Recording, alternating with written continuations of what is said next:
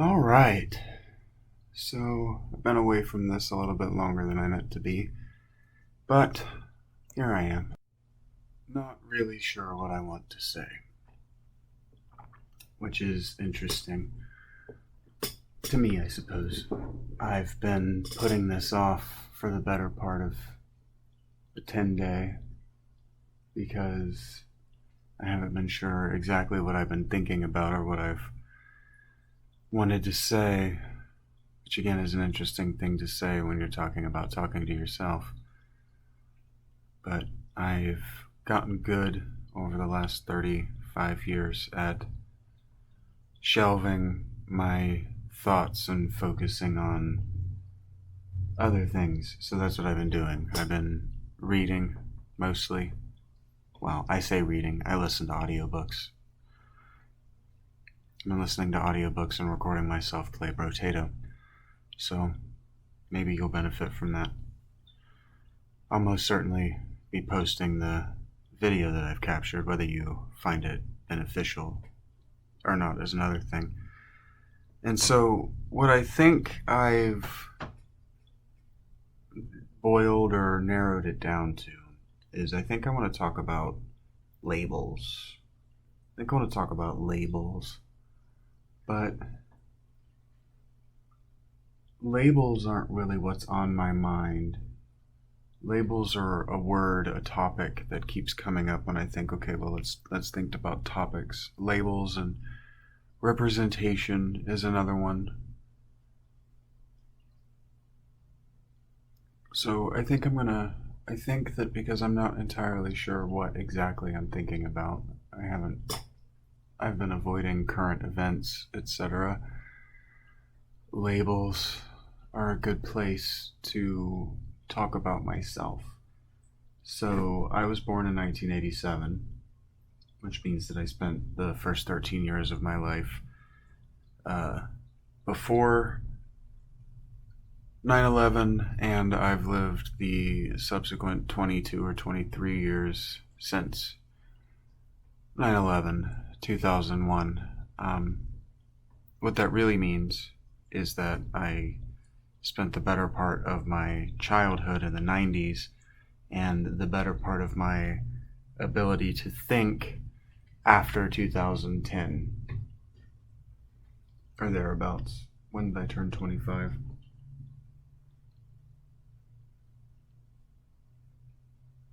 Yeah, so like 2012. That took me a long time to do that math. I kept checking it and checking it and checking it. Like 25 is a difficult number to do math with.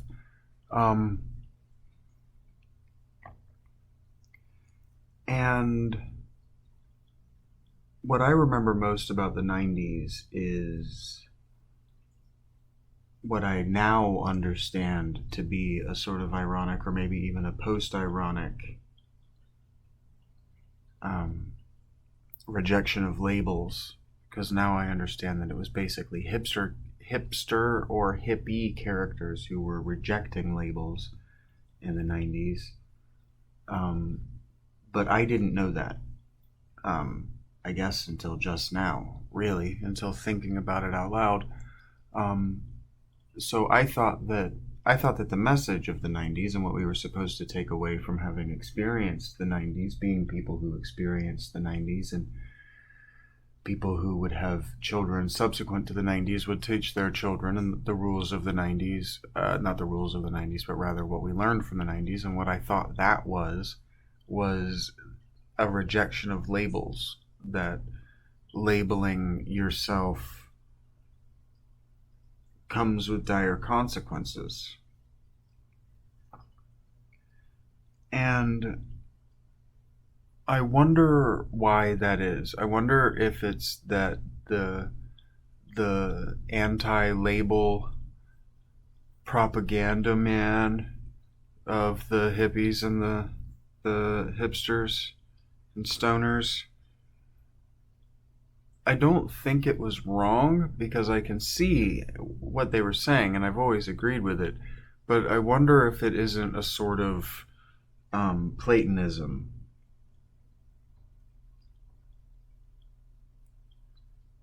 So rather than trying to suss that out, because I'm really not sure I even know what that thread means, I just had the thought and then tried to preface it so I could say it out loud.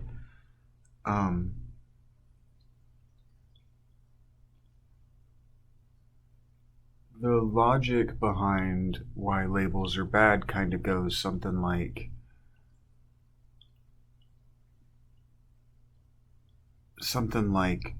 name badges. Like there's a sort of abstract or metaphorical danger in wearing the wrong name badge to the wrong place.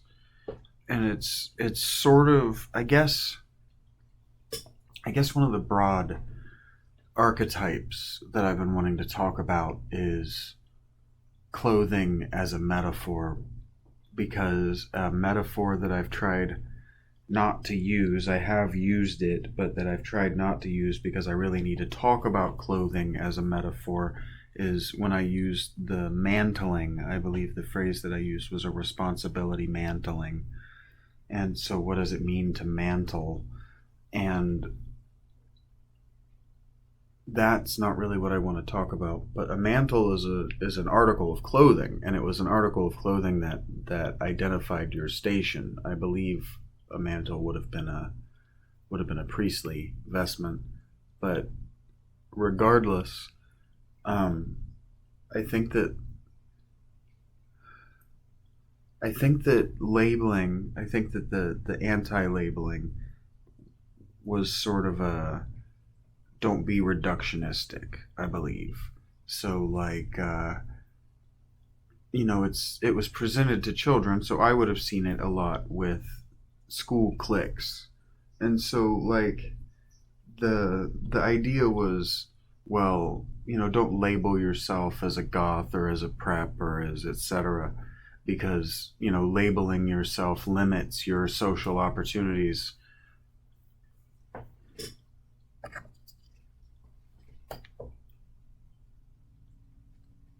My cat is trying to get into my fish tank for the first time ever. Labeling yourself limits your opportunities, and I suppose that in the teenage milieu where I would have run across it, the idea was to not limit your opportunities for social growth. So you don't want to limit your ability to meet new awesome people. And so that's one way to think about labels, right? So if you're always chasing fulfilling this label, and I suppose that's what I was talking about when I was talking about labeling yourself a thing, and I was asking how much of yourself you have to give up in order to fit into a group if you want to participate in a group identity. So I believe that the question that I asked is like how much of yourself do you have to give up to the groupthink of being a Republican in order to remain a Republican? And I suppose that's why I've hesitated a little bit to actually talk about labels, because I guess I've talked about labels in a sort of broad, a-specific sense quite a lot already. It's something I think about a lot. Because what you call yourself and what you aspire to be, they don't necessarily say a lot about you. I mean, they do say a lot about you, but we get them tangled up with who we are, I think is what I'm trying to say. So I think that there's a warning, or that there's a risk in wearing any particular label, and I guess there's a risk in wearing it that you'll lose yourself. But I think that it's better said, or maybe it's more accurately said, or maybe it's just more true, that I think what happens is that people want to pursue these labels to the detriment of ever acquiring a self. And so I don't really know what I'm talking about or what it means, but I feel like I see a lot of people that are very concerned with appearing to be something, whether it's something they're not or whether it's something they aspire to be is irrelevant. But they spend a lot of time wanting to look like a thing, but they never spend time to be a thing, I suppose, is what I'm thinking about. And so I think that what the risk of labeling yourself is, I suppose, the risk of self-congratulation. And I suppose the reason that the labeling thing probably went away is the same reason that you no longer hear people genuinely complain about the cult of self-congratulation that we currently exist in, or which is expressed in the meme of everybody getting a trophy, or the meme of being upset that everybody gets a trophy. And so maybe what it is that labeling, or not wanting to be labeled, is that same sort of thing as everybody getting a trophy. And so, like, you can have whatever label you want. And so what we did is, instead of saying, well, no, labels are bad, is we said, well, labels are largely meaningless and you can wear whatever label you want. And so I think that maybe, because I've been highly critical of the AAVE, I guess, the African American community in the United States. But I do agree with them that if black is a culture and black is a thing, and if cultural appropriation is bad, then black isn't also a label. It beyond just the skin color, it is, even if it's an inadequate word, or yeah, I do think it's an inadequate word. It's too broad a word, because to be black in Oakland is different than to be black in New York, which is different than to be black in Louisiana. I mean, just because you have a skin color and there's a broadly defined ethnic prejudice against people with that skin color doesn't mean that the experiences are broadly the same, or that the culture itself is broadly the same and interchangeable. In fact, just those three communities of people don't get along especially well, and they shouldn't. There's no reason that they should, just because they look the same. But that's not really what I'm talking about. I don't remember why I brought that up, actually.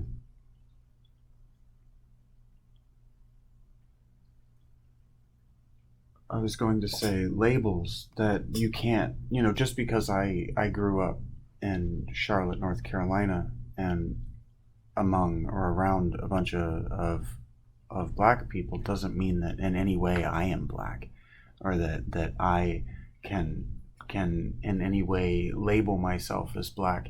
And so, like, you'll see people argue for Eminem's blackness, and when Louis C.K., before he was a pariah, other black comics used to joke about how he was a card-carrying black guy, right? And so he was allowed to drop the N-bomb indiscriminately, right? Because he had permission from two or three, I suppose, discriminating black men.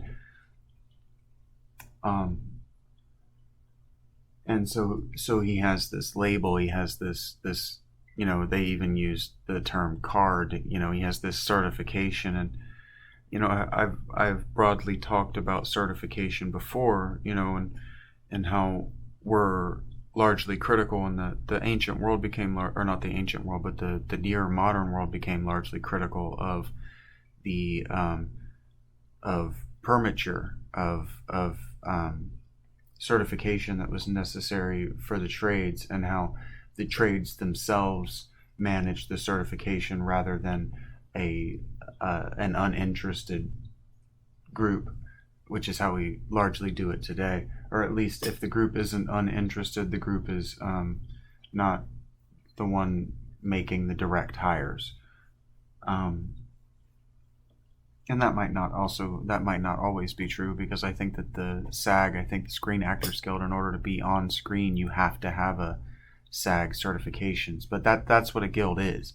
And so that's what and I need to revisit all the talk that I did about the Yeoman Revolution, because I've realized since I did that talk, and I've gone back and I've revisited that time period very recently, this week in fact, I realized that nobody calls it that anymore. I don't know where I picked that up, but wherever I picked it up from, it's either antiquated or it was idiosyncratic to that historian or that teacher that I had that called it that, because nobody calls the nobody calls the 1400s the social upheaval of the 1300s, rather, and leading into the 1400s, the Yeoman Revolution. In fact, I've found it increasingly difficult to find historians who aren't, how do I want to put this, who aren't French, who will even admit that such a thing happened.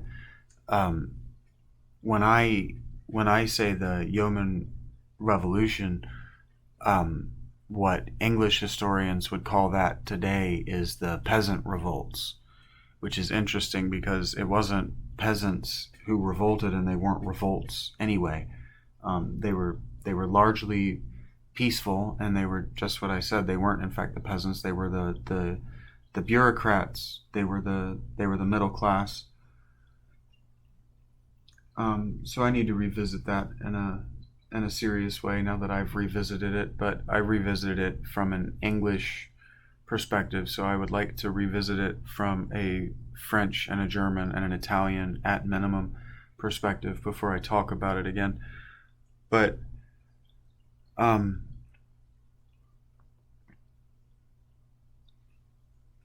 right, so what I was working myself toward is wondering whether you can have a certification to participate in the ritual behavior of another culture.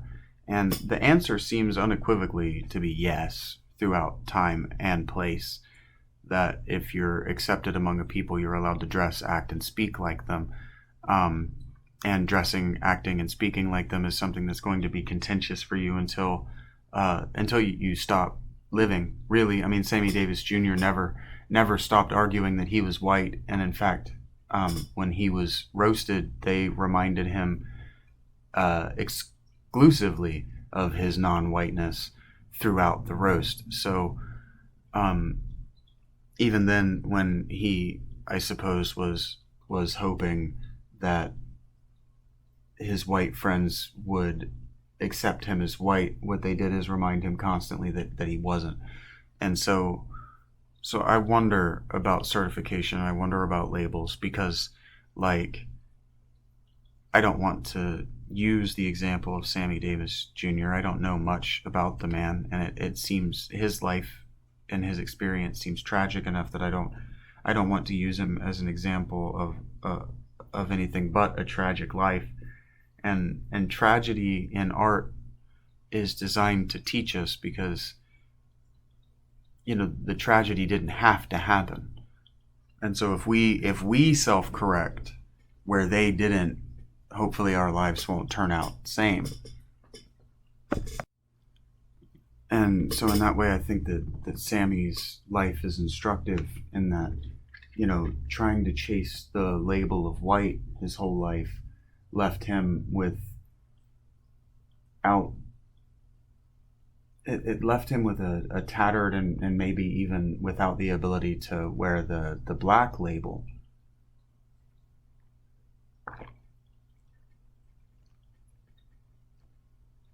And so I wonder if labels don't force us into cognitive dissonance.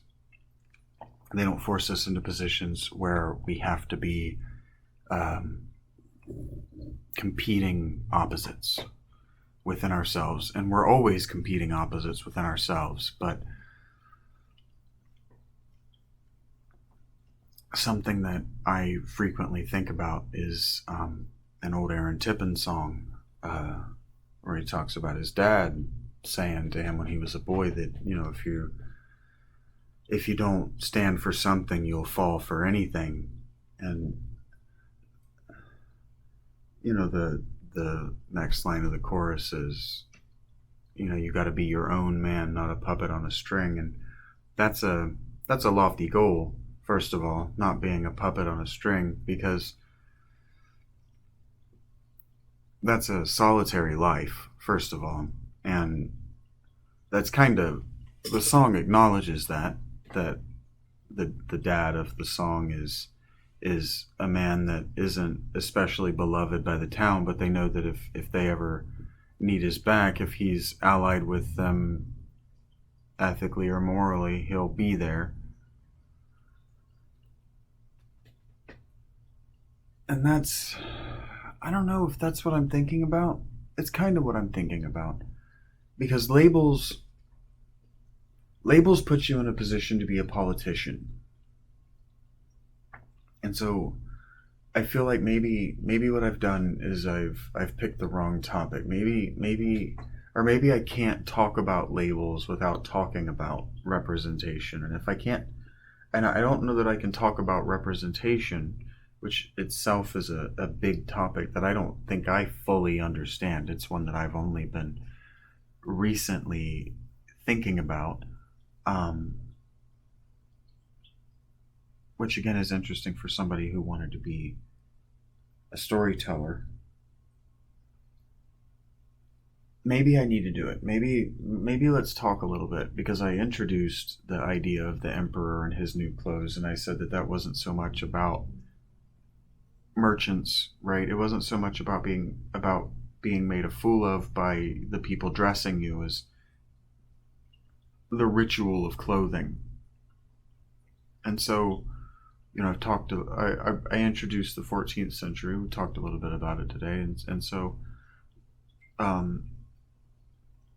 something I've been thinking about is, I guess, in that same way that I'm thinking about labels, I've been thinking about high school. I've been thinking a lot about high school. I suppose what I've been doing is revisiting my years in high school. In a lot of ways, because I've been trying to see maybe how I was perceived by other people while I was in high school, to maybe understand why that situation was the way that it was. And I don't know that I've learned anything. I would probably have to actually speak with my teachers and administrators, guidance counselor, whatever. I'd probably actually have to talk to other people that went to the school in order to come to any meaningful conclusions. But I never understood, not just in high school, before high school and then after high school. I never understood the necessity, or I don't know how else to expound on what I mean, but I never understood why it was important to people how you dress. I mean, up until now, I'm saying I've never understood. So, even as an adult, the last years of my employment, I've been unemployed for a while now, but the last years of my unemployment, I always tried to make my hair look really nice. Just keep my hair looking good, even though, I wasn't working and I wasn't making good money. I was working at like a Dollar General or Red Robin or whatever. I was just working bullshit entry-level jobs. So I tried to make my hair look nice. And I think that being clean, having clean teeth, smiling, I would like to leave my beard a little messy. No, I can't grow a beard. My mustache, usually I would let my mustache stay long. And I don't know. I think that juxtaposition of things, I think it made me a complex person, and I think that mixed signal sending made me unlikable, because I wasn't only one thing. So that I didn't have a messy mustache or a long mustache and messy hair, that I had nice, professional looking hair, but this slightly long mustache. It coded that I was, or maybe that I smiled, but I'm tall and lanky. Uh, Gave off that, I don't know. I think that being a complex or a multifaceted person, I think that might code for danger. I think that might code for sociopathy or maybe even psychopathy. And so I never understood that. So, like, well, I never understood that because I never believed in hierarchy. And I never believed in hierarchy because I had multiple, I won't say more than three, because I don't remember. I won't say it was all of them. But I had multiple teachers tell me directly that there was no social hierarchy in the United States. I remember one teacher going on an absolute rant about how we abolish lords and ladies and yada, yada, yada. You're not even allowed to have multiple citizenship, so we don't have a social hierarchy. Um, but I just finished, not have been, I finished 2 or 3 days ago actually, a lecture course on educating educators. So a lecture course on education, but not on how students learn, not how human beings learn. I have listened to lecture courses on that, but in fact, how best practices for teachers. And one thing that I think might be true is that maybe teachers just aren't good at educating, and that's fine. I mean, it sucks, but if they have never been, that they aren't now shouldn't really be a surprise to anyone, and no one should be hanged for it. No, there should be no exemplary hangings, no martyrs made for it. Um, and I know that I'm wildly off topic because I don't even remember why I introduced that, but he said a lot of things, and that had me thinking, like, okay, well, these are the reasons that I dropped out of college. But I wonder frequently why no adult reached out to me when I was a child. I frequently wonder why no one has tried to mentor me professionally. No, not everyone. Not everyone gets these things, and a lot of people fall through the cracks. And so I don't feel any particular resentment, but I often think about it, and I often try to wonder why. And I know that I've left a thought die about my high school, but I'm still thinking about it. And I wonder if it's not because I labeled myself as disinterested, because I most certainly stopped participating in class, and I most certainly stopped trying. But I also um, made it very clear to my guidance counselor my freshman year that I was trying to graduate early, that I wanted to be done with school by my junior year, that I wanted to go to university as quickly as possible. Now, I didn't articulate why, but I've also recently learned that you have sort of a record, I guess, that follows you through school of your absences and suspensions and ISSs and detentions and I was a troubled youth. I grew up in an unloving home, and so I didn't tolerate stress at school. So I often wonder if my teachers didn't know that, and if, because I went to school when I went to school, um,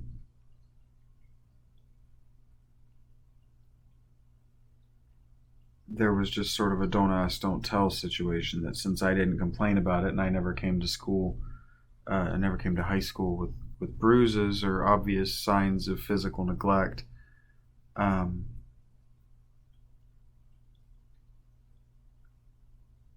I wonder if they didn't just code me as somebody who didn't care, and and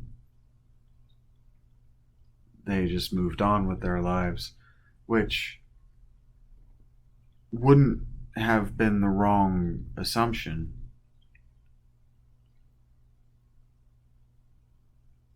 I hated high school. I hated it there. I hated being there. I hated being in class. But what I hated was not learning, was the ponderousness of the pace, I suppose. And again, I'm off base. I'm trying to think of labels, and I'm trying to think about myself. I'm rather than trying to compare other people and observe other people. I'm trying to observe myself. But I don't know that I'm making any progress. I guess what I'm trying to say, I'm trying to articulate, and I'm trying to demonstrate is that I've never appreciated how important clothing is. And how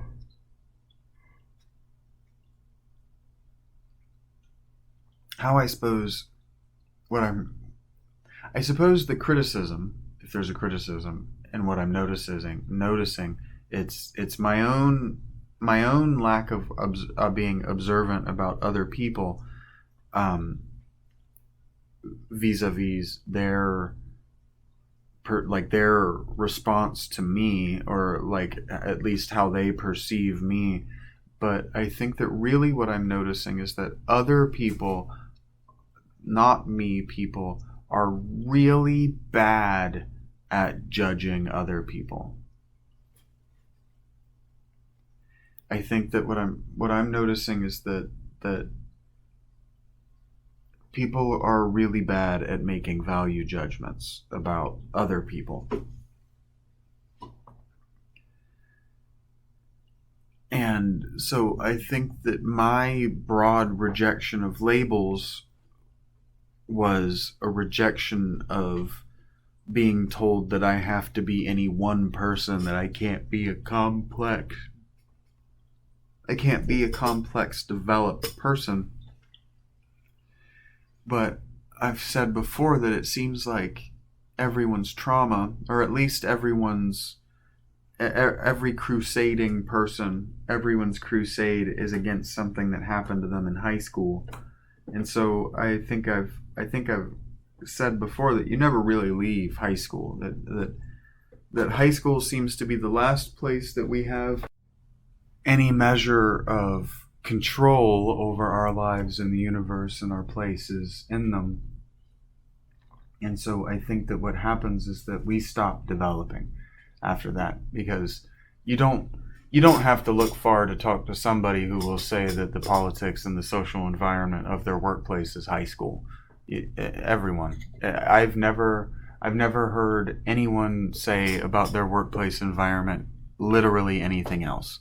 And I'm talking doctors. I've known some people who work at and what we think of as a high level industry, and they all complain about the same thing, which means that there's something going wrong. And it's I said it of myself that I noticed that I wouldn't have developed socially if I had gone to university. And I think that there's a big part of it is that university doesn't exist, and it's not structured in such a way to develop you socially.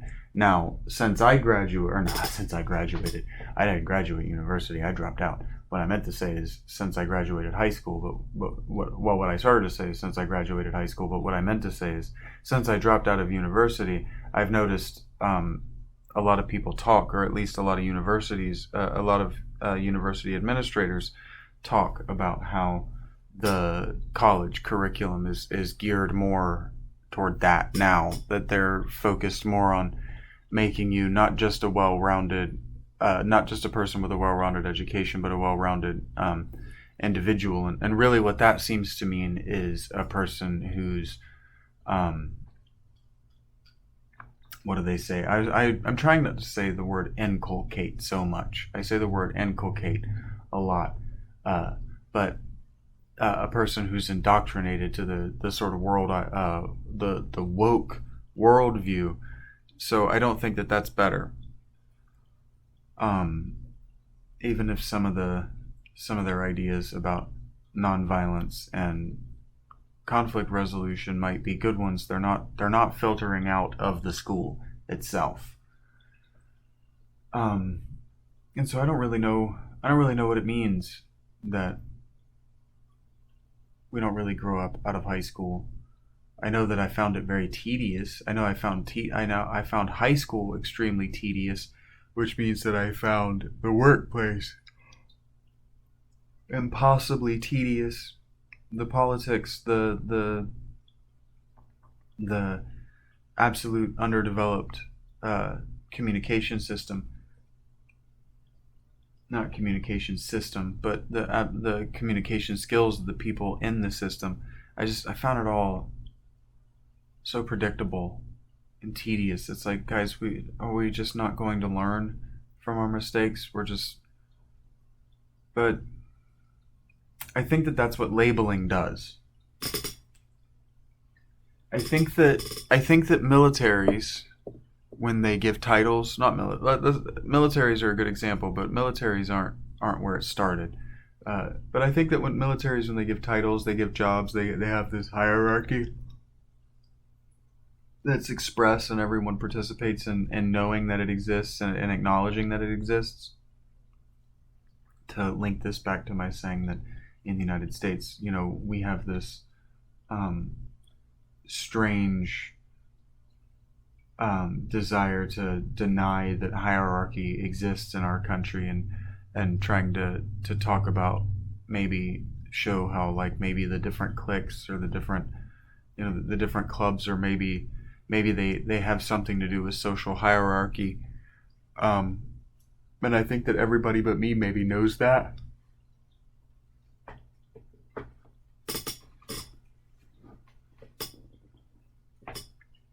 But they give out these titles because they come with a job description. But there's a aphorism that you if you're a person below a title and a hierarchy, that you're required to respect the title, if not the person bearing it, right? So you respect the title, not the man, is the aphorism. And I don't know that it's really a part of this conversation, but I do know that young people, especially in the workplace, they just disrespect the title. Just having an authoritative title is grounds for disrespect. But that's not really thematically what I'm talking about, even though it sort of is, because a title is a label, and so having an authoritative title labels you as an authoritative person. But that goes sort of to what I'm talking about, where we don't have a complex language of interpretation, or at least a complex system of interpreting symbols and logos like these. And so I wonder if that's a degradation, if that's a loss of an ability, or if it's something that we've never had. And so being two things is just something that until very recently it wasn't really possible to do. I wonder if maybe even before 2000 it wasn't possible to fit into multiple social groups, social cliques. And so, like, being the prep, the jock who also, does musicals, maybe that was unthinkable. And so maybe being a goth who plays football is unthinkable, to people, or I don't really understand. I never learned the archetypes, so I don't know enough of them to use examples. But maybe this hybridization and this cross classing, if you want to use D&D terminology, maybe that, but cross classing is in social hierarchy or social group, your class.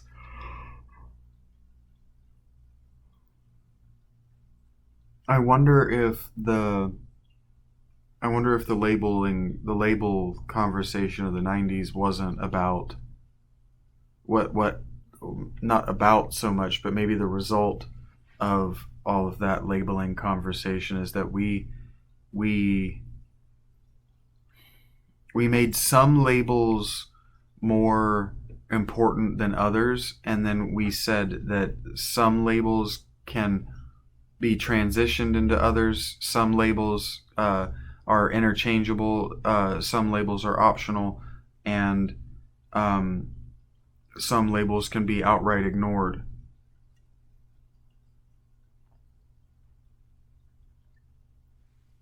But all of that, I suppose, why that all smacks of Plato. That all smacks of the world of forms and Platonism, and young me would be appalled to hear this, but I'm more than a little bit annoyed and skeptical about Platonism and the world of forms. Plato was the entirety of his life. He rejected it multiple times as he got older. I think that he actually died having rejected the world of forms. But what I'm saying is, it all sounds like words with no definition, and that in a way is a lie. And so in a lot of ways it sounds this like the way that we handle labels today sounds a lot like lying. And so what I was trying to say when I said that the reason that militaries give out labels is because you're supposed to respect the label, if not the man, is because the label is meant to be aspirational. So it comes with responsibilities and it comes with duties, and those responsibilities and those duties are aspirational, right? So if you're the best, if you're a 10 out of 10 at your title or your position, then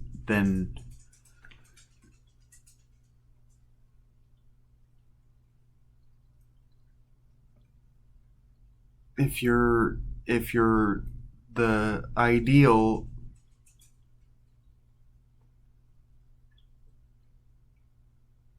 go. If you're the ideal version of your title, you'll be X, Y, and Z. You'll be these things. But the average person in that title isn't all of those things. They're probably an 8, and then, or a 6 even, is probably closer to average. And then a bad person at that title still has that title and still has those duties and still has those responsibilities. So just be, you have a sliding scale, a gradient doesn't change the title, right? So just because you had a bad manager at your first job doesn't make the position of manager bad. It just means that there's a sliding scale of manager. And likewise for teachers. So just because maybe I had teachers who for whatever reason were unable to reach me or uninterested in reaching me or whatever, I don't really remember well enough. Maybe they did and I was just unresponsive. Maybe if I asked them, they would all tell me that no, they all tried to reach out to me and I was unresponsive. But I don't remember being reached out to. But I wouldn't. I hated being there, and I was in an unloving home, and I most certainly wasn't. I wasn't thinking I was going to find that love outside the home. But also maybe the reason that I remember this and I think about this and I'm still talking about myself about this to this day is because maybe I was hoping that, like the people on TV and in movies, I would have somebody reach out to me and mentor me and want to help me out of that home, which they couldn't have. And so maybe that's why it was just a non-starter issue to me, and so it was just one that I never allowed to be pursued. So from their perspective, maybe they did try to reach out, or maybe they knew that reaching out was a non-starter issue too. And so for them as well as for me, it was just 4 years of enduring my being there, and that's fine. It sucks for both of us, honestly, if that's what it was like having to be around me, but it doesn't have to be that way. I don't think. Maybe it does. Maybe that's why I've been divorced.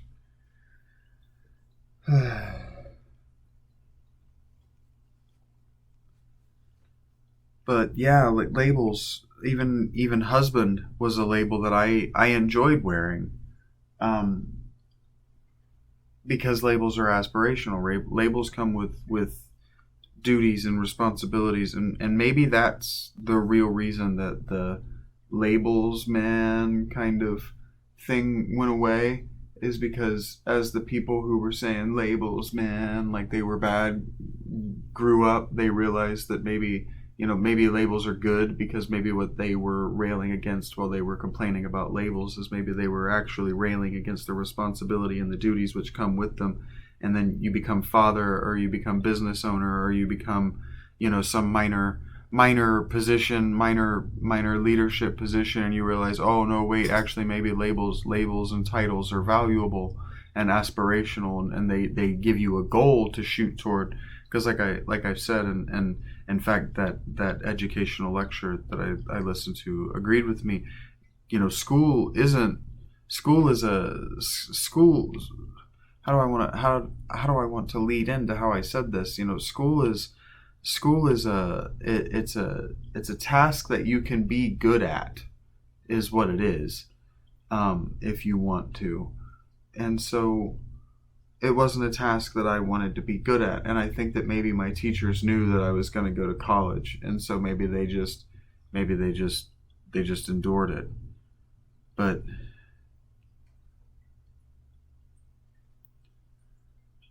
I don't know. This is why I haven't sat down in front of this mic. I feel particularly confused when I try to think about labels and labeling and whether they are or aren't bad, but I know that I don't know anything. Let's say that. I know that I don't know anything. I do know. I know some things. I don't know.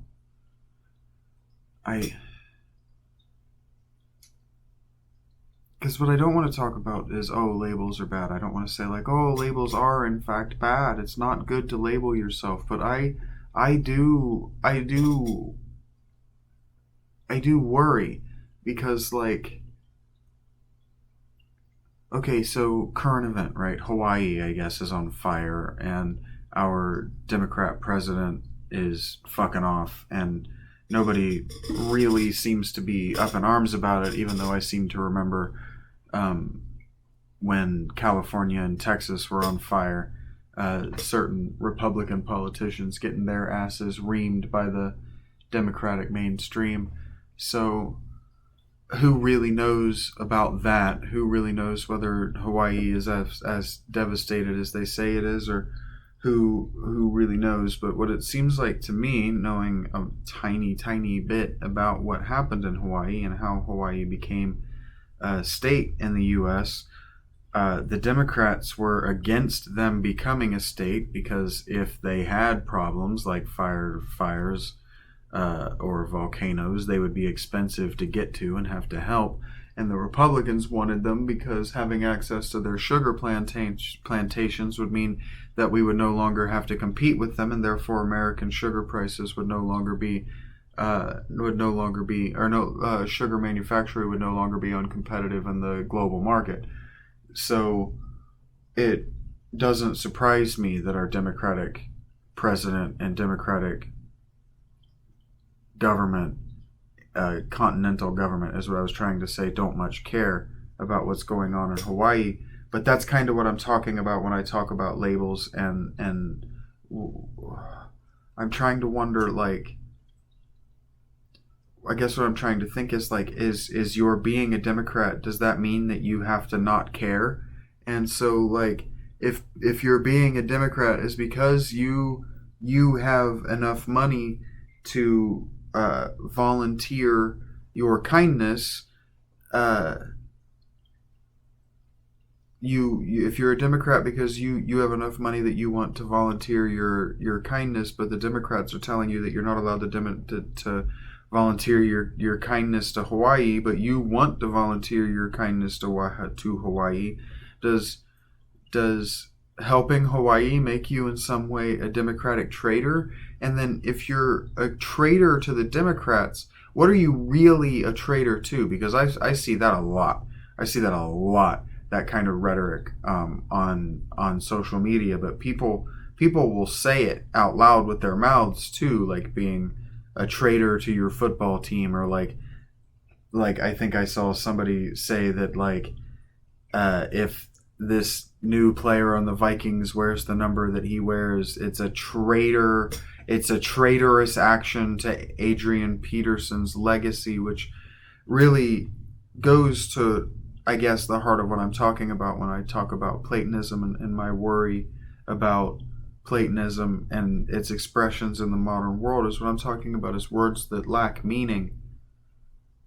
So if you're a traitor, if a team is a traitor against a player that they cut in ignominy, what's the punishment and what does it mean? So another thing that I left dangling in one of these episodes, I believe it was 3, was the meaning of the word meaning. What does that mean? What does it mean to mean? And this might be an interesting place to talk about that. So the word mean, not as I'm using it to have meaning, but just the word mean in this language is a word that means average. So common or low, or it really just means average. So it's a mathematics term, really. When you say the mean of this series of numbers, you mean the average of this series of numbers. And so when you say you're being mean, you're really, what you're saying is you're being average. And what that means is that you're being normal. You're being an average person. You're not being above the base. And so meaning, to have meaning is the commonality among normal people. So what basically it's the consensus. So to have meaning is to have a consensus definition, or as far as like what a word or a phrase means.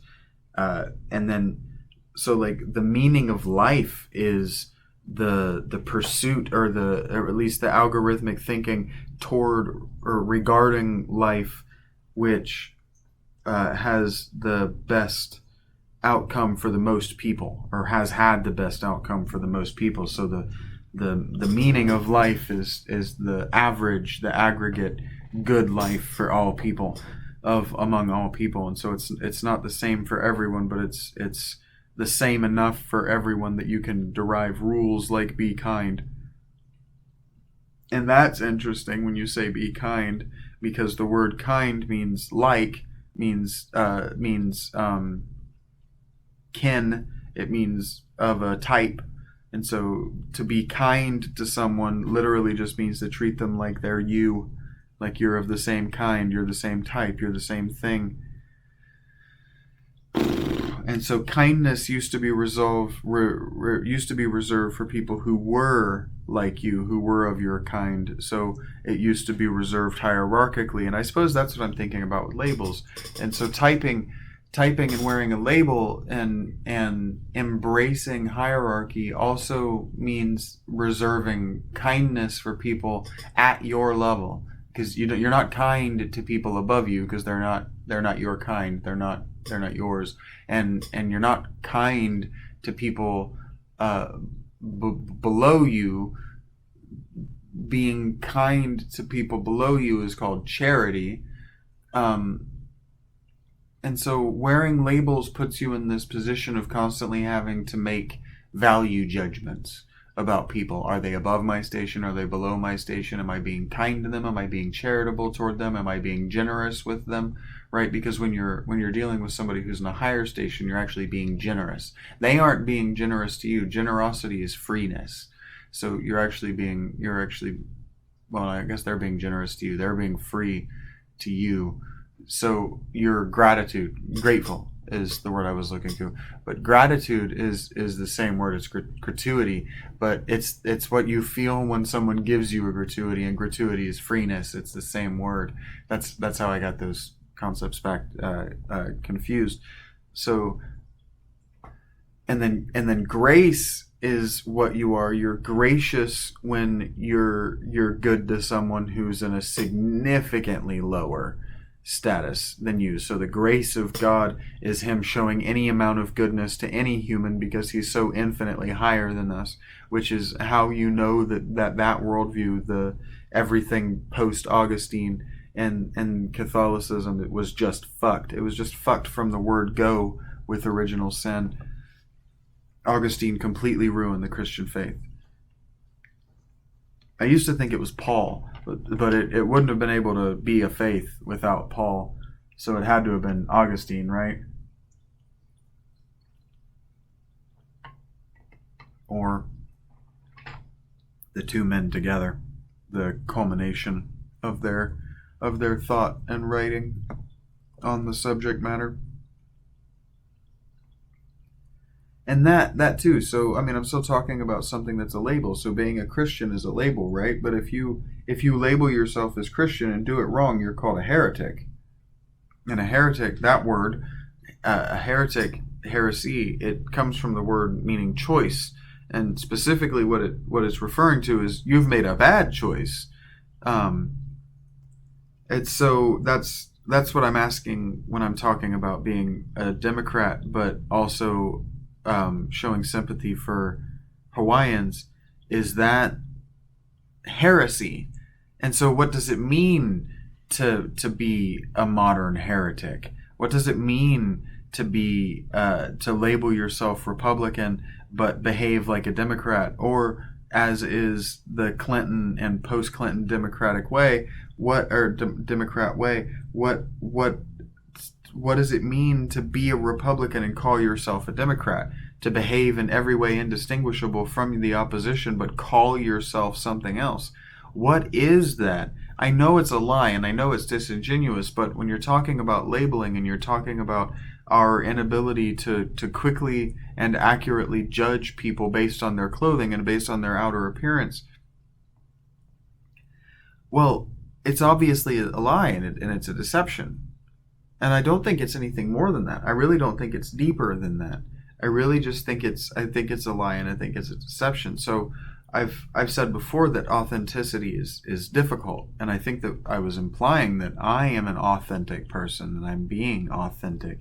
And that's another interesting word, because authentic comes from the same place as author, which comes from the same, which gives the root of authority. And so authentic person sort of has a kind of authority. And I guess what it means is it's kind of like the autograph of a manuscript. To be authentic sort of means to be identical to the autograph or the first copy of a manuscript. And so I suppose to be an authentic person is to compose your story without copying from anyone else's, which is wholly impossible. We're influenced by things that we don't even remember having seen. We're influenced by people that we didn't know lived. I'm constantly talking about how we believe that we're the inheritors of the classical Greek and Roman worlds, and you don't have to know any word of Latin to be speaking English fluently, which is full of Latin words. So you don't have to speak a word of Latin fluently and know that you're speaking Latin fluently to have a classical Roman worldview built into your world. You're influenced by people who lived so long before you that you don't even need to know they lived. to be influenced by them. So being authentic is almost impossible. And that's something that I struggled with when it came to creative writing, was trying to be authentic, to not do things that I had seen in the work that I like, and to not allow my influences to appear in my work. And what I found is that I kept not being original. And so every time I would try to do something authentic or something original or something autographical, every time I would find somebody else had done it and done it better, because I was constantly trying to reinvent a wheel 10,000 years, or however, it's not been 10,000 years. 4,000 years after the wheel was invented.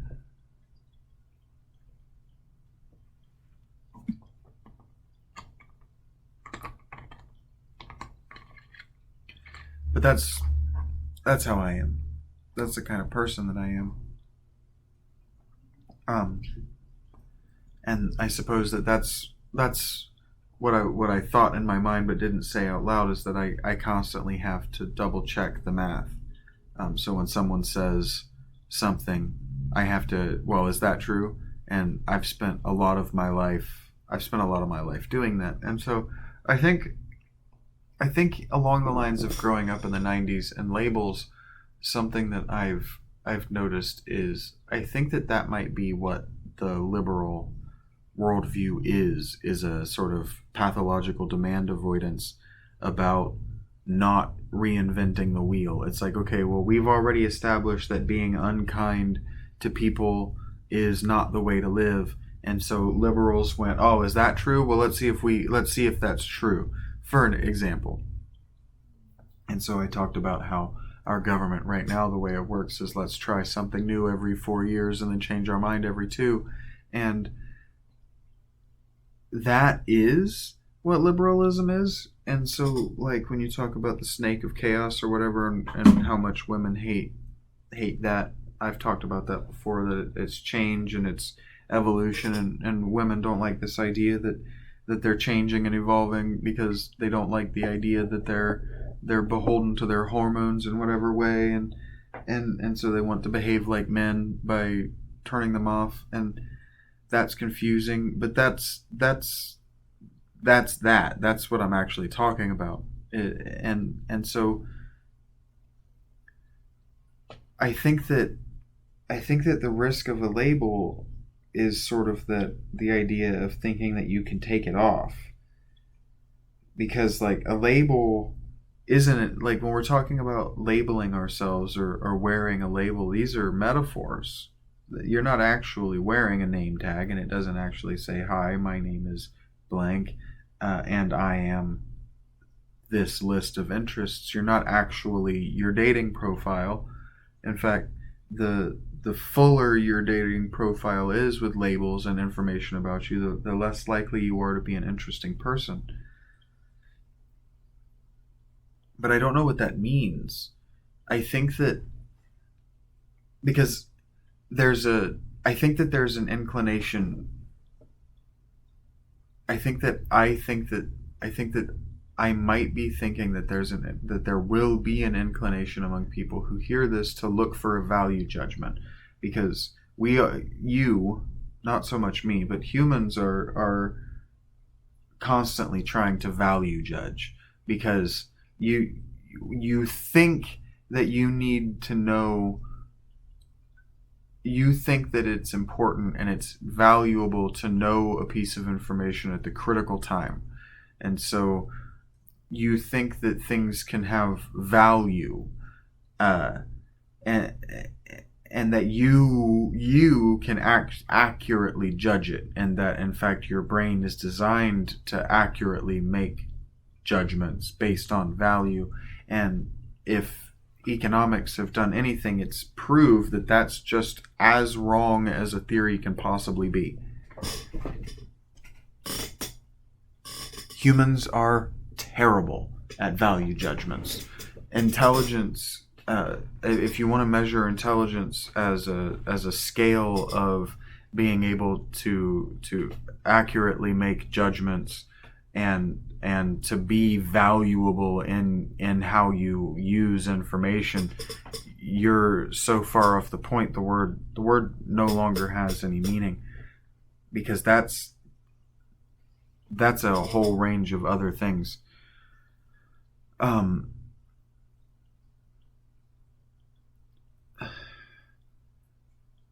So I think that there's this impulse in you when I start talking about how bad we are at things, or the risks of labels, to value judge. Okay, well, do this over that, weigh this more heavily than that, value this more highly than that.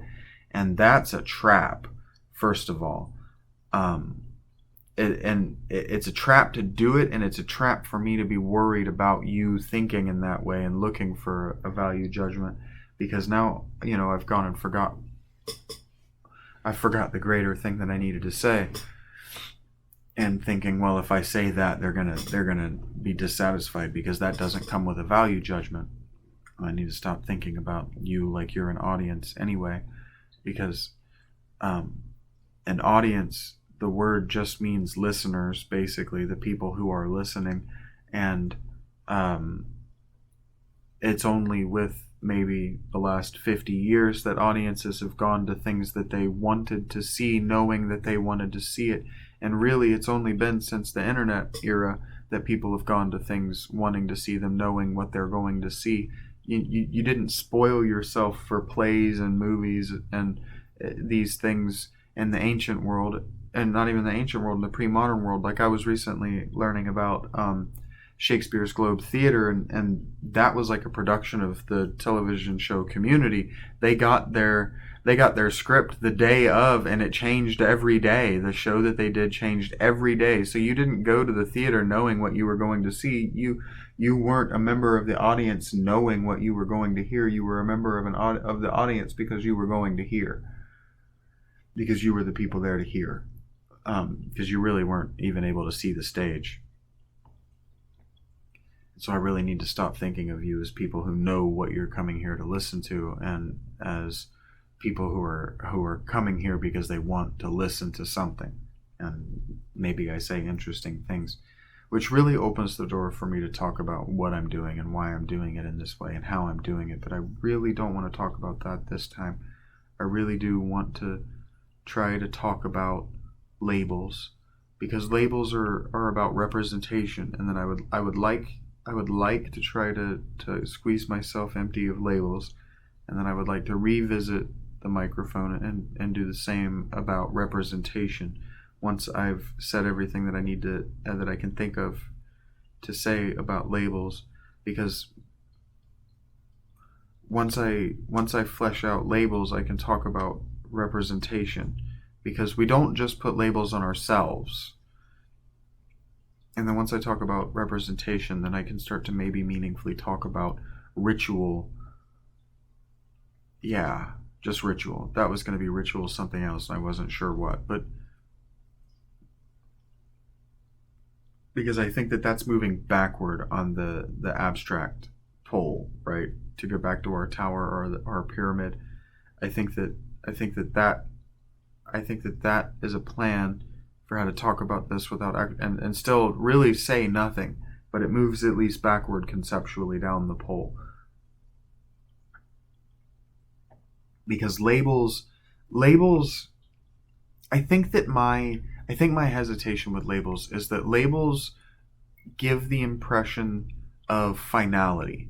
So if you put a label on this is what it is, it's all it is, it's all it'll ever be. So like labels on food products are extremely comprehensive, and what's in it, what it's going to do to your body, etc. They're extremely comprehensive about the product. And so I wonder if labeling things that we don't have comprehensive information about is... I don't wonder. I can see plainly as I try to say the statement that it's a danger, that it's a bad idea, and that it's a major risk to civilization. If you were to well, maybe not to civilization. That's being hyperbolic but it's a major risk to you individually. But it because first of all, labeling yourself in a way is stupid because you don't have comprehensive information about yourself. You do not have a comprehensive understanding of what is inside your bottle. If you were a jar of, I don't know why I have Prego. I have a tomato sauce in my head is the image as I'm thinking about labeling inanimate objects. I have a tomato can, not even a tomato can, pasta sauce can in my head. I don't know why pasta sauce was so hard for me to get out of my mouth, but and this is another thing that I've never understood about the impulse to label is there's more about us that we want to obscure from the world than that we want the world to see us.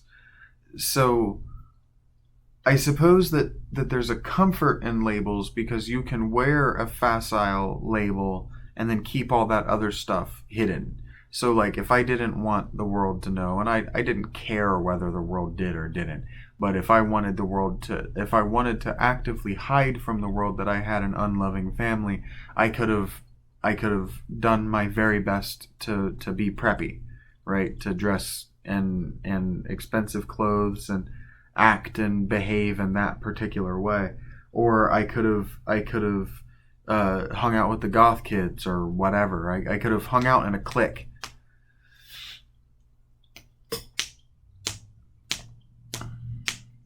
And so I think that maybe hiding in a clique is a way to hide in plain sight.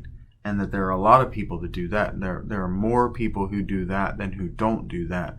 And hiding in plain sight doesn't necessarily have to be about being a narcissist or about being a psychopath or a sociopath. It doesn't have to be about being a wolf in any way. Like, you don't have to be trying to hurt anyone. In fact, you could be a sheep hiding in wolf's clothing. Or maybe even a sheepdog hiding in golden retriever clothing. Who knows? Yeah, it doesn't have to be. While a deception, it doesn't also have to be punishable in any sort of way. It doesn't have to be a crime, right? And so that's sort of what I was asking. I said, well, it is a deception, but what can we call it? Something other than a deception? When I was talking about, maybe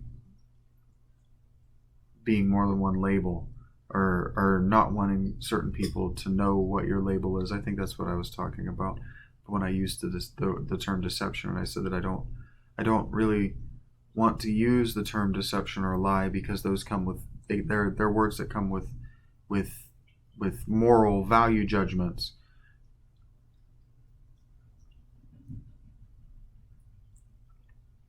But I suppose a deception is putting a thought in someone's head that's wrong, if an inception is putting a thought in someone's head. And so I don't know. Well, okay. Not every deception, deception comes on a sliding scale, and so not every deception is bad, but I don't know that we have a sliding scale of terminology for deception, because we've all watched a kid's cartoon, even what the deceiver might think is the slightest meaningless deception can be world ending to other people, like it used to be trivial when I was a kid, but like the boy who thinks that his male best friend is his male best friend finds out that his male best friend is actually a female is shattered, right? That changes everything. All of these feelings that I've been having for you, they're not gay, like, right? So I suppose what I'm noticing is that there's been a lot of work to undermine the value in labeling, but there's also been a lot of work done to reinforce the bindingness of a label. So like once you say you're gay as a label, you're gay. And that means that whether you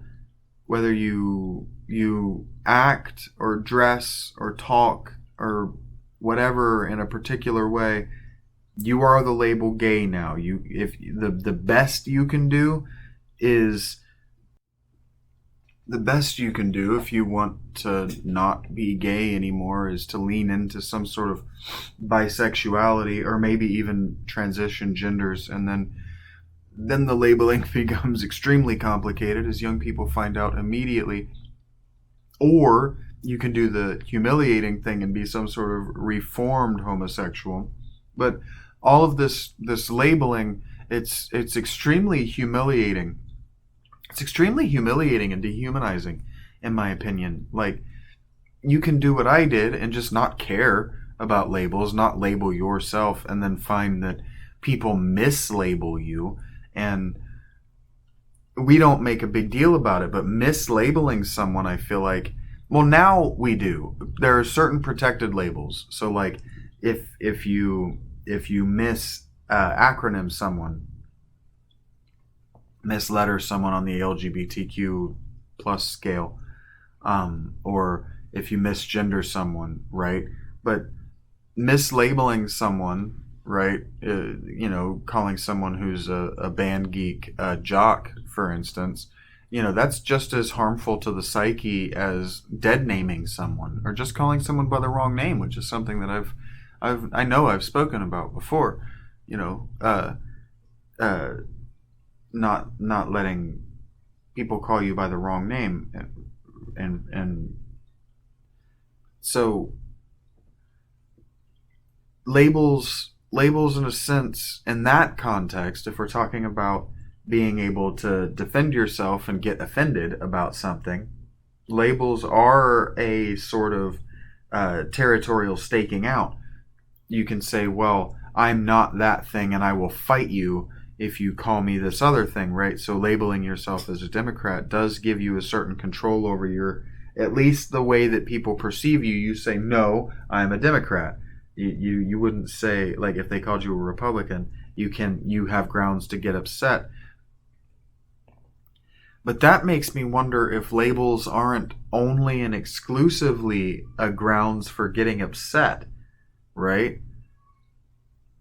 But that can't be true because, like I said, you label your jar of pasta sauce to identify A, the manufacturer, B, what's in it. So labels in a lot of ways, brand labeling is hugely important.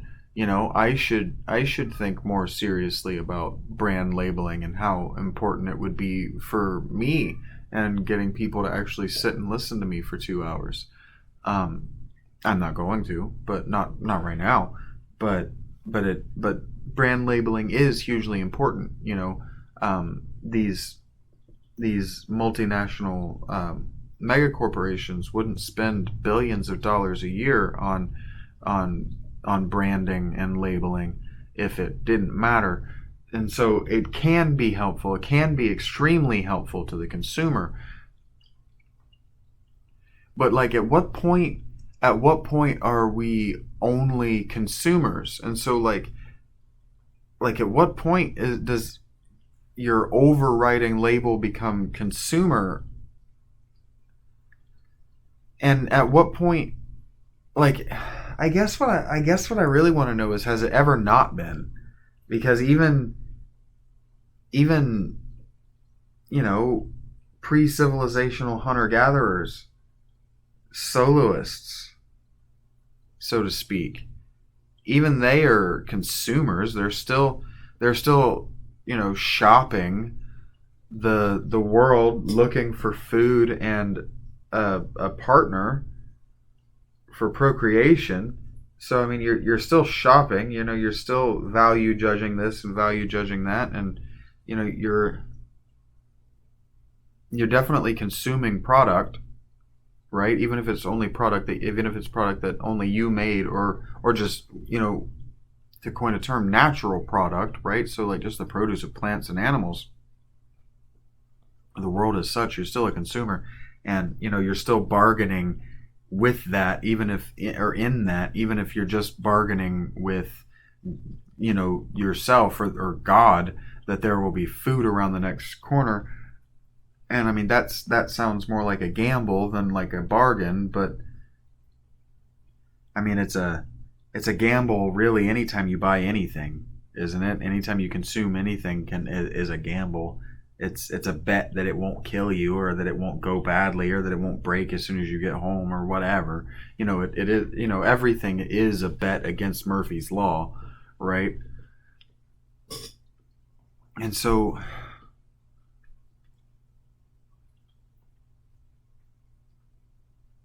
maybe what I'm wondering is if maybe if other people trying to have complex lives and be complex people isn't a mistake. Because I don't think it was a mistake for me to be a complex person. But I wonder if maybe people with less developed observational skills and critical thinking skills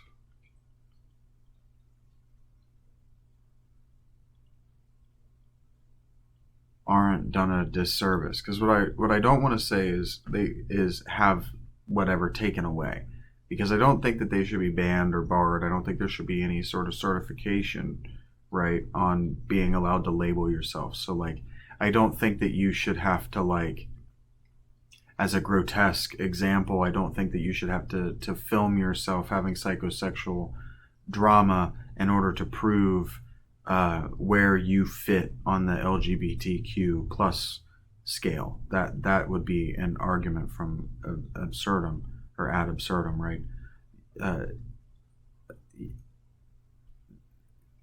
You don't need to earn or prove your certification, but like, gatekeeping exists because people will claim certifications they don't have. So now we're back to the guild argument. So like, if I'm a metalhead and I want to hang out with other metalheads, or at least say that I'm a metalhead, do I have to have listened to a certain number of bands? Now, what if I'm a metalhead and I say I'm a metalhead and I go up and I go out and I beat up a bunch of I go and I beat up a bunch of preps, right? Saying, oh, well, I'm a metalhead and this is what metalheads do. Well, how do you and now remember, I'm a metalhead who doesn't actually listen to metal, right? I just want to be seen being a metalhead, right? So what do you, as a person who is a metalhead and does listen to metal and does think that violence against non-metalheads, just to take this to an absurd place, is abhorrent? You think that that's abhorrent. What do? Well, you have to distance yourself, so you have to gatekeep. So you have to say, well, you have to know X number of bands. You have to be able to prove that you're a metalhead.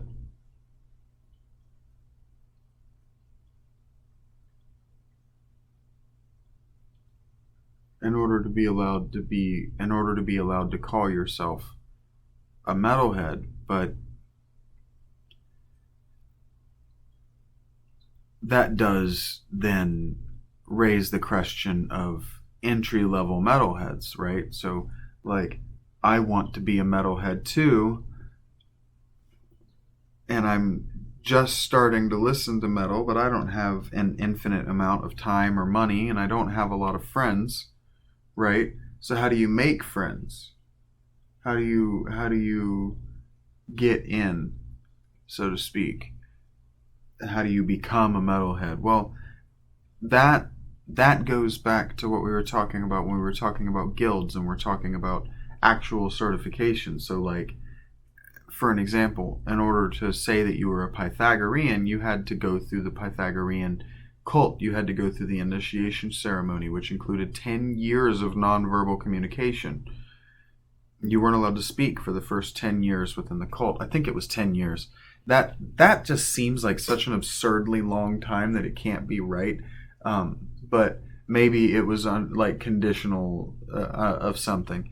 But anyway, you have to go through all the rites. And then once you pass through all the rites, then you get to call yourself the thing. And if you call yourself the thing and you haven't done the thing, then you die.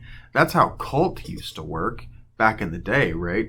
So, like, if you said you were in the Illuminati, for an example, the Bavarian Illuminati, which actually did exist, but you weren't a member of the Bavarian Illuminati, there was a very good chance someone was going to kill you for having said so, right? And if you say you're a doctor, but you're not a doctor, you're very likely to kill someone else. But there are punishments, for these things. But what's the punishment for saying you're a philosopher? I think that I came back to that. I think that I am coming back to an idea of language usage, where I said, like, what's the punishment for betrayal, right? Because to be treasonous, or to betray, to be a traitor, that's what I meant. To betray something is a serious crime, right? Like, to treason against the king was punished by death. Like, there was no other question. You died, right? And so I don't know.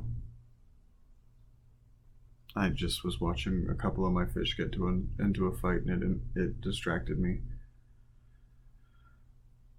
What are you talking about, Vincent? You're talking about words and what they mean, and you're talking about degrees of seriousness, and you're talking about reality, and you're talking about labels, and calling yourself one thing and maybe being another thing, or maybe not being all of that thing. And so, do you need certification to be a philosopher? Well, you'd think you'd have a college education or whatever, but okay, fine. Do you need a certification to be a writer?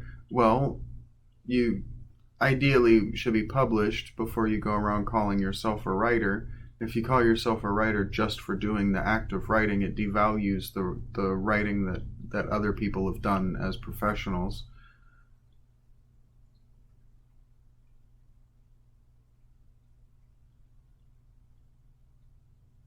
But what does it matter what you call yourself?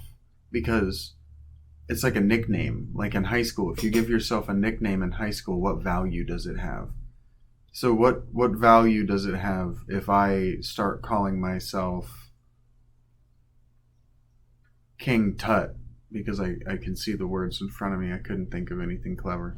Like, if I just start calling myself a nickname, or I just start calling myself a plumber, what value does it have unless I can actually do the thing? And so I guess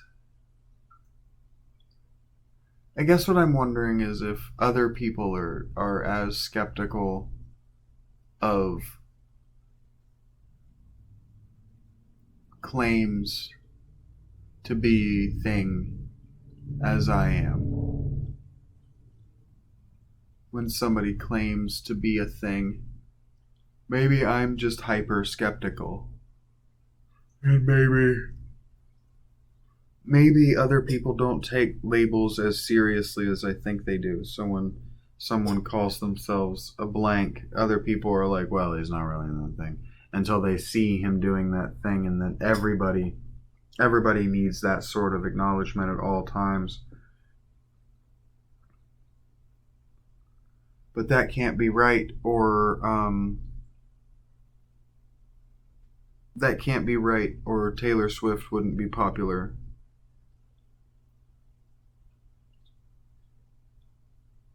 Because Taylor Swift is popular because she has the label of popular assigned to her, and so people are like, oh, well, she's an event in herself. And so maybe it is that labels are aspirational, and maybe it is that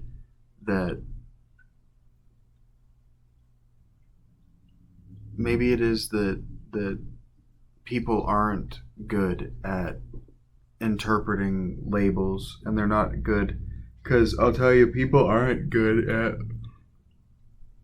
reading nutritional information. They don't know what that shit means.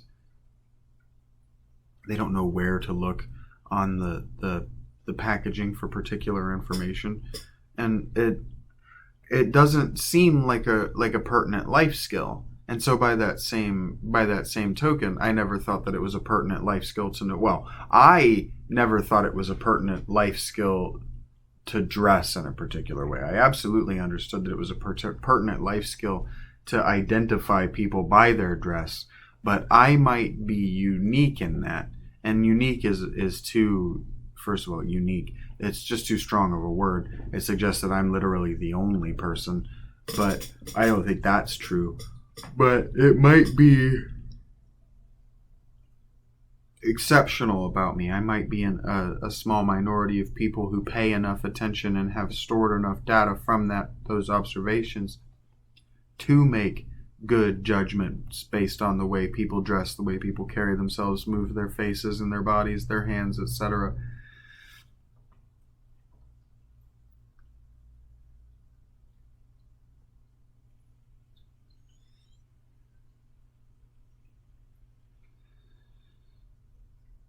And see, that comes with the suggestion of a value judgment too, when I say, oh, well, maybe other people just aren't as good at it. It seems like I'm judging, like I'm sitting up on a place where I'm like, well, I'm better at you than this. And really, for me, it's more of a, oh, maybe I need to cut the world some slack, and maybe I need to think objectively about how to teach people how to do this thing, like what to look for in people.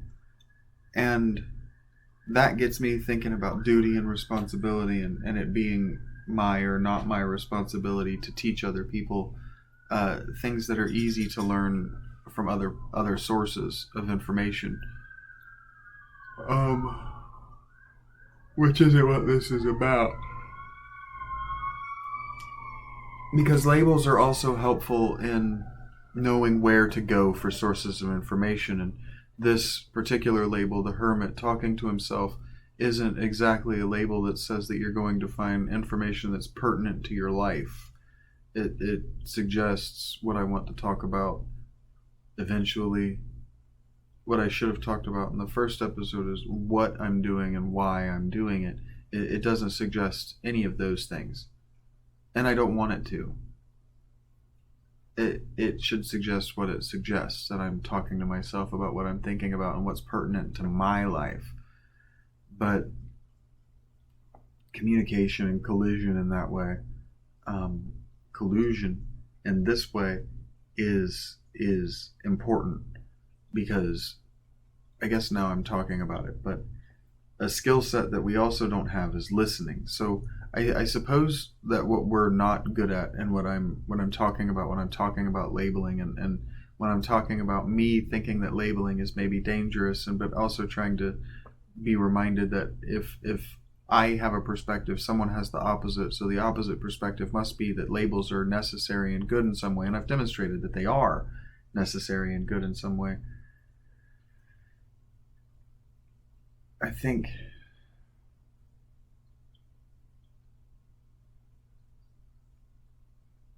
I know. I forgot how that sentence ended.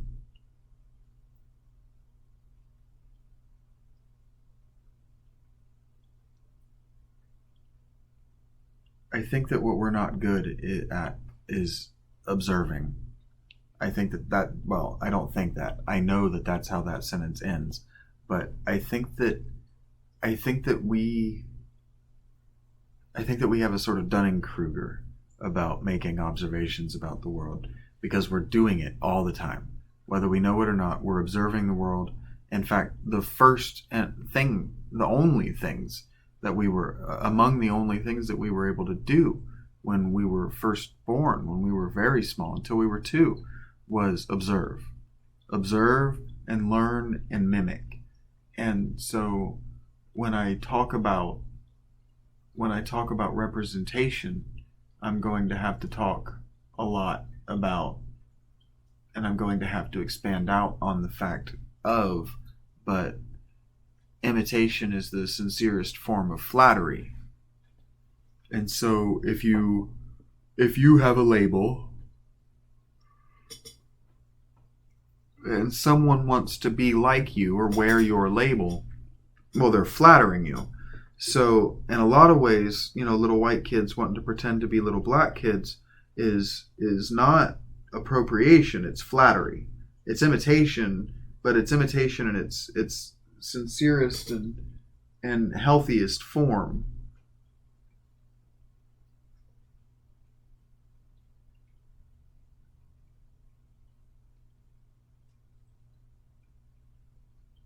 So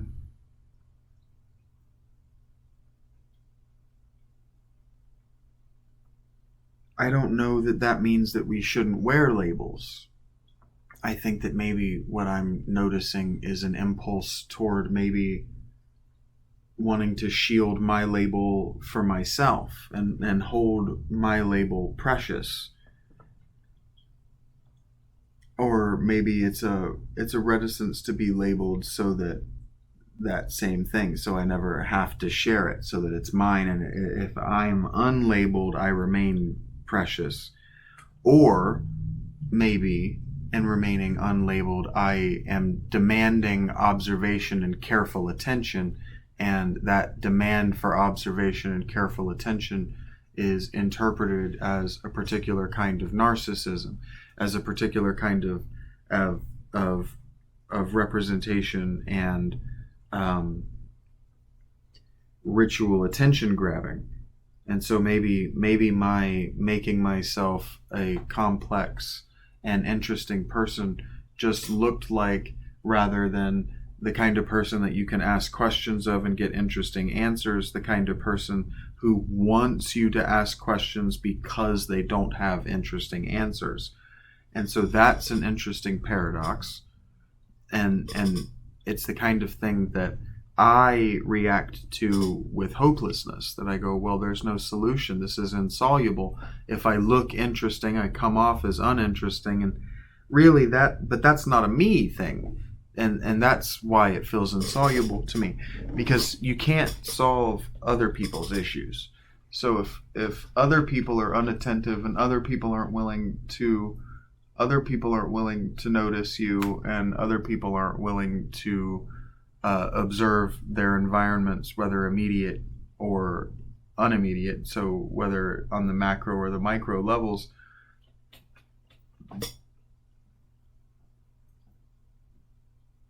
is it your responsibility to inform them? And I've talked a little bit about this, about campfires, when I was talking about being woke and about the AAVE, like, using your language to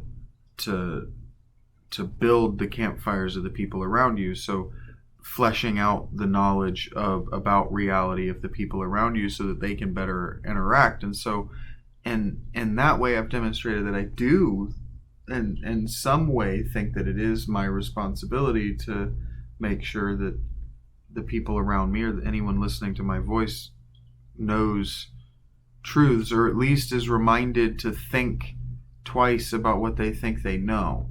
And so, like, maybe that's what this is, labels. Maybe what I'm saying is, maybe think twice about what you think a label is, because sometimes what a label means changes too. Because when I was a kid, being a nerd was bad, but now being a nerd is good.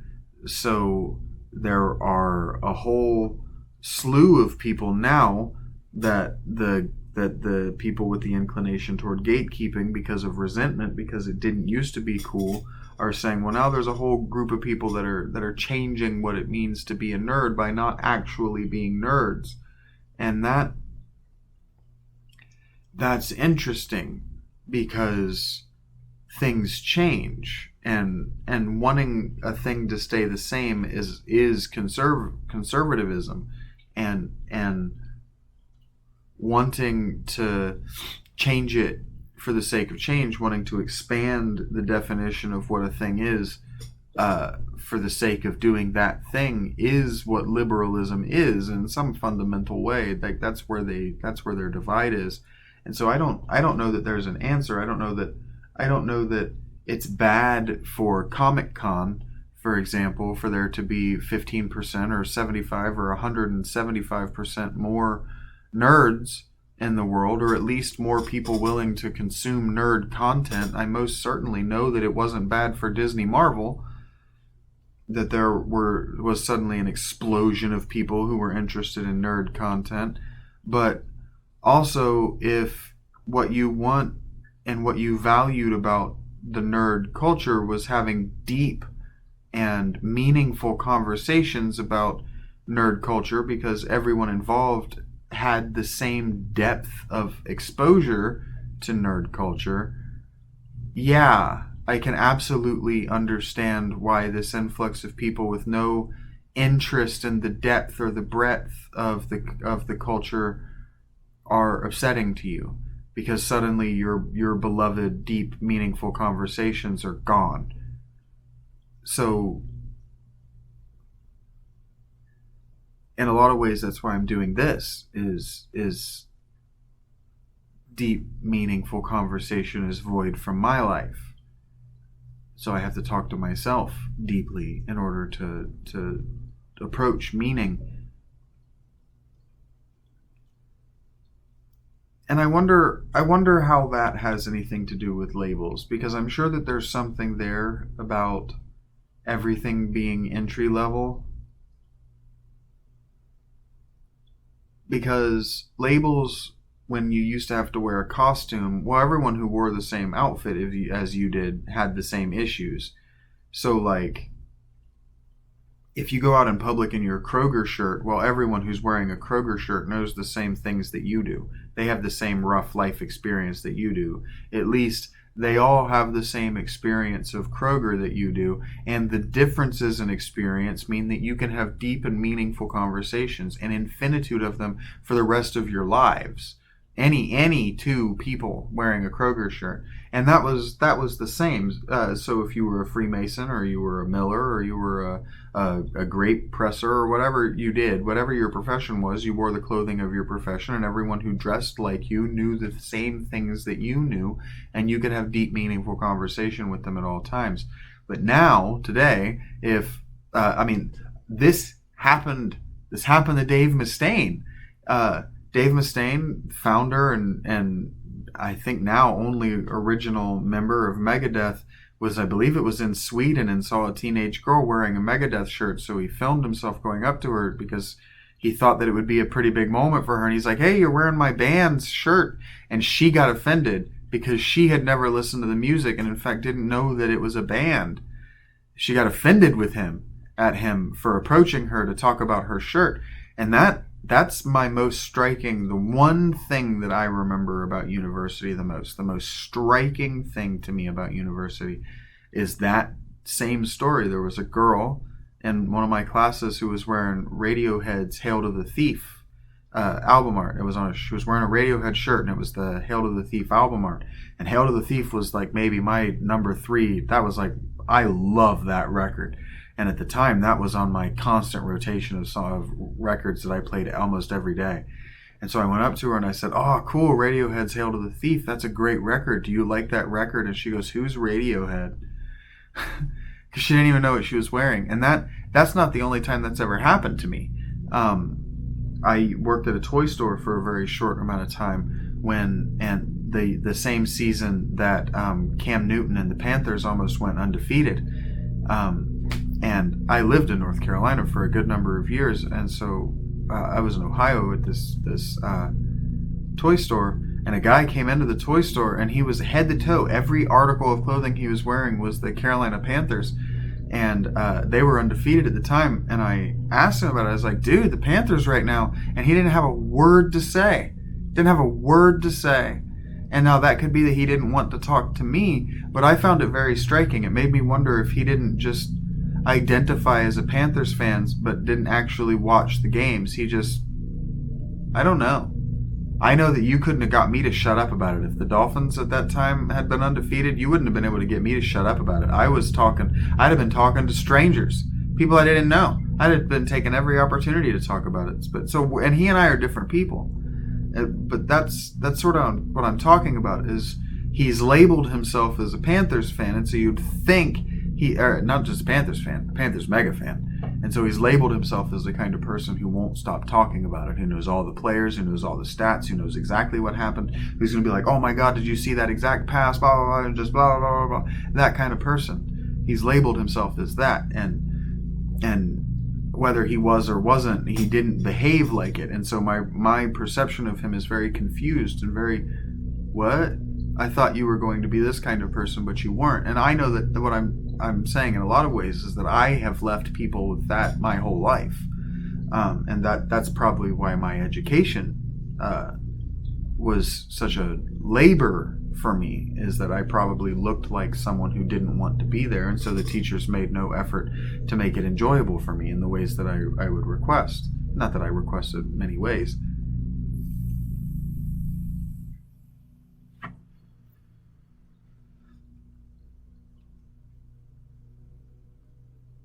So I don't know. I know that I used to think that labels were bad, full stop. But I don't know what I know about labels right now. I am sure that one second. I turned off my fish tank's air pump because it's so loud, and of course my neighbor decides to mow, so turn the fish tank's air pump on. The audio on this is probably busted. So, I guess I've always thought that labeling yourself was just bad. I've always negatively value judged that, and I've always negatively value judged labeling other people, except as like asshole or, broadly nice, right? Except for people who fall into labels, categories of being. And I was also raised at a time when you weren't, when stereotyping was first becoming, I should say, infamous, unpopular, where it became popular to preach against stereotyping. So labeling in that way. And it's very strange to me that we have the opinions that we do about stereotypes, but then we also so happily flock toward stereotyping and being stereotyped. It's very strange to me. It's always been strange to me among black people, among my black peers, that they want to be, they don't want to be stereotyped as black, but they want to be labeled as black. It's very strange to me. It's like, well, are those distinct? Can you be stereotyped as a thing? Can you be labeled as a thing and not stereotyped? So let's talk about what the definition of a stereotype is. A stereotype is the original name for a Xerox, so a copy. So when you're stereotyping someone, you're printing a copy of them, and you're saying you're a copy of that. And so when you stereotype someone, you take away their idiosyncrasies and you take away their exceptions. You fasten them, in other words, to a rule. Well, how's that different from labeling something? Doesn't labeling it? Don't you label mass-produced product, so stereotyped product? Isn't that what a label does? Because a label, you wouldn't put a label on a singular project. So if you were just making a table for yourself, not to sell, or you were just making a table as a gift to give away, you wouldn't put a brand label on it. Like, you wouldn't logo it so that other people that see it know to what collection it belongs or by whom it was made, so that they can go and buy more of it. So labels, and again, in that way, they're an indication of mass production. So I don't know that labeling yourself gay is any different than stereotyping yourself gay. And so in that way, I don't know that labeling someone else an asshole is any different than stereotyping them as just another asshole, right? And so when when conservatives say, oh, you're just a liberal, or when liberals say you're being conservative, they're not describing your behavior, and they're not speaking their observation. They're value judging. They're saying, oh, you're doing this thing that I don't like, or oh, you exist to this class of being that I don't appreciate highly.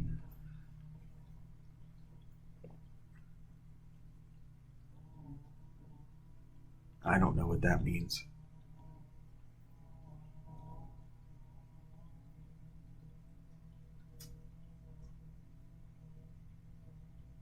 I think that putting a label on something means it's a finished product. I do think that. So I do think that we should resist. I do maintain, having now thought about this intensely for an hour and 50 minutes, I do maintain the opinion that we should be reticent to label ourselves and other people. But I do think, and I think that's because labeling is a declaration of a finished product. So once we label someone else, so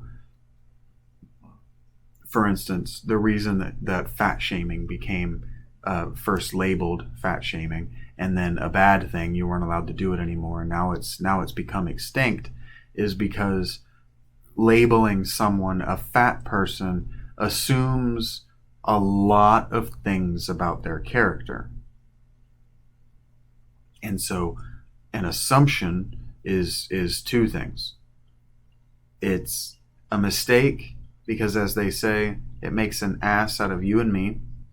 To assume does that. But an assumption is quite literally what it is it's a taking away.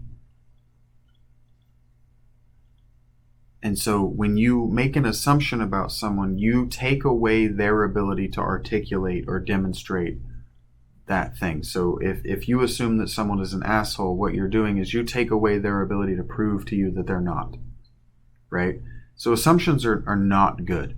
And so I don't know how an assumption and a label are different. Because when you label someone, you make the assumption that that label is the finished product of your observing or your observation of that person. And so in a lot of ways, labeling another person or even labeling yourself is a declaration that you're done doing the work of observing. And so I don't think that it's necessarily a terrible thing to label someone else, because I mean you can always relabel, and you can always be wrong, and that comes with its own personal effort, and there are their own judgments that come with being willing or able to be wrong and to learn from being wrong. So to label someone and then realize that you've made a judgment and correct your error, that's a different conversation. The more dangerous thing is assuming that you know anything about yourself. So labeling yourself in any kind of way, especially as a teenager, and I know I'm not talking to teenagers, not specifically, but to be a teenager and assume that you know yourself well enough to attach yourself a label is very dangerous. It's dangerous to the point of stupidity, because you definitely don't know yourself at 13. You don't know anything at 13. Like, you don't even know how to not die at 13, how to keep yourself alive yet. And if you do, your life has been so bad that you're probably not going to live deep enough into adulthood for this conversation to matter to you at this stage of your life. If you're 13 and hearing me say this, and you've had to make the kind of decisions to know how to survive, you don't care what I think about you. You don't care what I think about anything. You're not listening to this. You have much more going on in your life. And that makes me wonder, to a certain degree, who does have an interest in this. someone with the leisure time to listen to me talk about labels and play a game. But labels play into privilege, and so much of the liberal worldview is about privilege and about accurate labels and about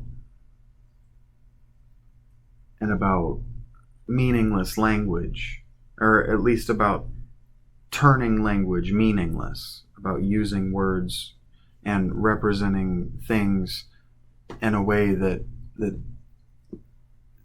they haven't been before, so that they lose all prior meaning and all prior context. And that's not necessarily a bad thing in its own right. You know, I've already demonstrated that conservatism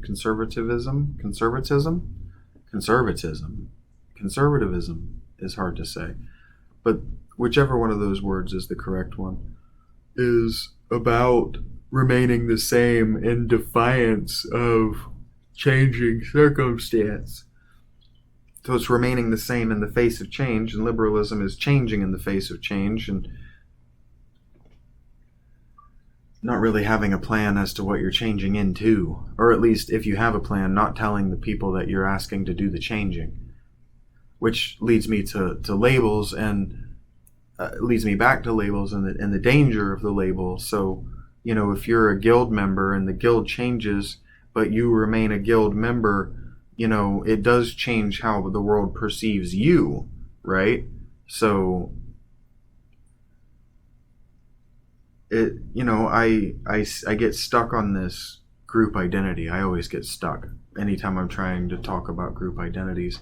I always get stuck on why you would want to participate in a group identity, but people want to participate in a group identity. People want to be a part of a group. And I've always been told, and I've always supposed, that once you're a part of a group, you're able to give up a certain amount of the onus of being an individual and a certain amount of these sorts of obsessive thoughts.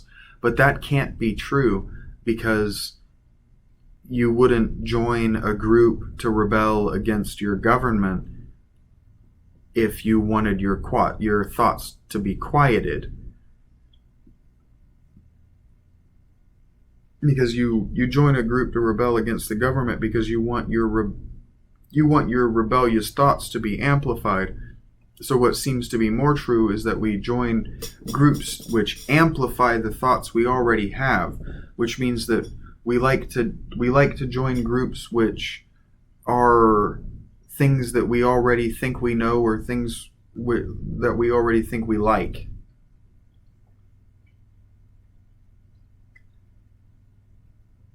And so if labels are aspirational, they're an aspirational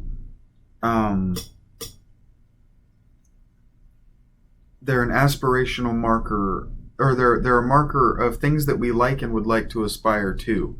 So like, if you want to become a metalhead, you're an introductory metalhead, and you start wearing band shirts, what you're saying is that you aspire to the certain things which are associated with metalheaddom. And this is about representation. But if you're just wearing a metal shirt because you want to look metal, there is a labeling that goes on with that. So when people perceive you wanting to look like you are a metalhead, they perceive you as also, embodying all of those doctrine which go along with it. So if they approach you thinking that you're a part of it and you're not a part of it, and then they give you negative feedback, I feel like that's justified. I feel like that goes right along with it. So in the same way that in the pre-modern world, if you dressed and acted like a noble and people treated you like a noble, but you weren't a noble, that was a crime. I can understand why people react the same way to wearing the shirt of a band that you don't like. or of a television show that you've never seen, or whatever. I mean, it's just anything that you've actually not, like pretending to be a consumer of a thing that you haven't actually consumed. It's like I was talking about when I said being a fan of a different drug. It's like pretending to be drunk, like wearing a band shirt of a band you don't listen to is like pretending to be drunk when all you've had is Sprite, or pretending to be high when you don't even smoke, right? Or pretending to be having hallucinations in a religious experience when you haven't drunk the magic potion, right? It's the same reaction. But you can't tell people to stop. I've been thinking about this a lot. In fourth grade, my teacher did something that I thought was ingenious at the time, and I was locked in, even though I didn't participate much because I didn't have much to add to it. But on the first week, during the first week, it was probably the first day, but during the first week of school, she had us draw up a list of class rules that we all agreed on, but with the caveat that we weren't allowed to use negative language. And so there could be no "don't do this," "no that," right? And I've been thinking about it because what I don't remember, I remember the caveat, I remember the parameters, but what I don't remember is the rules that we came up with. So they weren't effective. The rules that we came up with weren't effective. But the lesson was that there are two ways to approach a problem. There's you can approach the problem from a negative or from an affirmative. And now, I never thought that she was a particularly affirmative teacher. She didn't like me very much. I liked her better than the other teacher that we went to see. Because we had two. We would go and see another teacher for 2 class periods to prepare us for high school, for middle school or whatever, whenever you first start changing classes. Because we did a little bit of class changing in 6th grade. And so the story I'm telling is actually not in 4th, it's actually in 5th grade. But I think a lot about that, about affirmative rules rather than negative rules. And I'm at 2 hours and 2 minutes, and I don't really know what that has to do with labels. But I think that maybe a label is trying to affirm something. It's trying to affirm your place in the world. And if you're not what's under the label, and you're not aspiring to it, I guess the question becomes, what are you? And something that I keep approaching right about now, actually, it keeps happening right about the 2-hour mark, is collectivism versus individualism, and how much you should really sacrifice to the collective, and how hard you should lean into being an individual. And we're back there with labels, because how much is a label, how much are you labeling yourself as an individual, and how much are you labeling yourself as part of a group, and